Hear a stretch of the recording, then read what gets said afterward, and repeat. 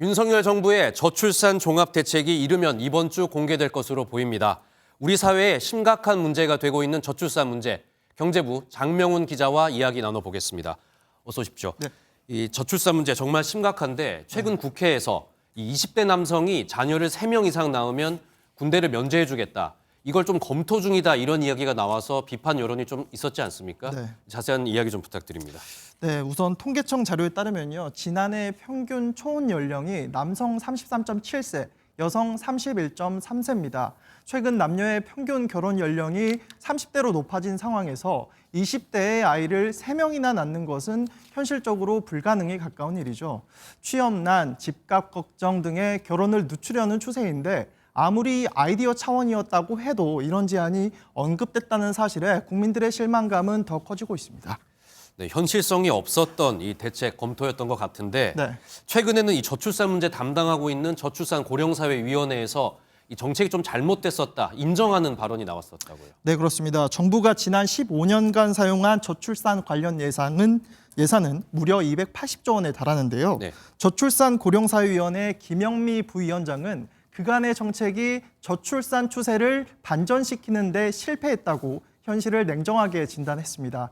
김 부위원장은 정책 공급자 입장에서 부처별로 분절적으로 제공하는 정책은 체감도와 효과성을 모두 떨어뜨린다고 지적했습니다. 수백 개 부처별 사업이 우선순위 없이 포함됐고 평가와 성과 관리마저 거의 이루어지지 않았다는 얘기인데요. 앞으로는 이런 부분에 대한 개선이 필요해 보입니다. 네, 저출산 대책 계획이 좀 체계적으로 이루어져야 될 것 같은데 네. 실상을 보면 각 지자체들 이 현금성 정책이나 좀 표를 의식한 이런 정책들을 좀 주로 생산을 하고 있지 않습니까? 네, 그렇습니다. 출산 장려금이 실제 지자체 인구 유입이나 출산율 증가로 이어지지 않는다. 이런 지적은 계속해서 지적돼 왔었는데요. 무분별한 경쟁을 피해야 한다는 지적이 나오는 이유입니다. 이럼에도 불구하고 지자체는 보시는 것처럼 많은 돈을 뿌리고 있습니다. 지난해 17개 광역자치단체와 226개 기초지자체의 출산 정책 예산은 1조 원이 넘었고 이 중 7,500억 원이 현금성 지원에 쓰였습니다. 네, 출산 장려 대책 좀 살펴보면 이 육아 휴가 정책도 있지 않습니까? 예. 근데 이 휴가를 제대로 쓰지 못한다. 이런 조사 결과가 있었다면서요. 네, 맞습니다. 어제 나온 설문조사 결과인데요. 육아휴직을 자유롭게 사용하지 못하는 직장인은 10명 중 4명이 넘는 곳으로 나타났습니다. 특히 5인 미만 사업장과 30인 미만 사업장 등 회사 규모가 작을수록 육아와 돌봄 육아를 사용하지 못한다는 비율이 높았습니다.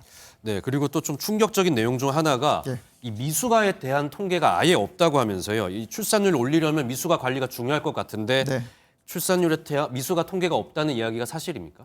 네, 개념부터 잠깐 설명을 드리면요. 임신 37주 미만에 출생한 아기를 조산아라고 하고 출생 체중이 2.5kg 미만인 아이를 저체중 출생아라고 하는데요. 두 경우를 모두 미숙아라고 통칭하고 있습니다. 문제는 미숙아 비중이 늘고 있지만 제대로 된 통계조차 작성되고 있지 않다는 건데요. 출생아는 지난 2011년 47만여 명에서 지난 2021년 26만여 명으로 45% 정도 감소했죠.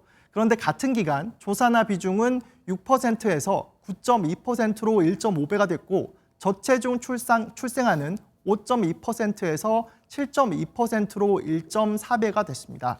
네, 미숙아 비율이 늘고 있는 것 같은데 이 통계조차 없다면 어떤 부작용을 저희가 좀 예상할 수 있을까요? 네, 미숙아의 경우 폐기능과 생식 건강, 혈압 등에서 건강 위험이 있을 가능성이 크다는 해외 연구 결과가 있거든요.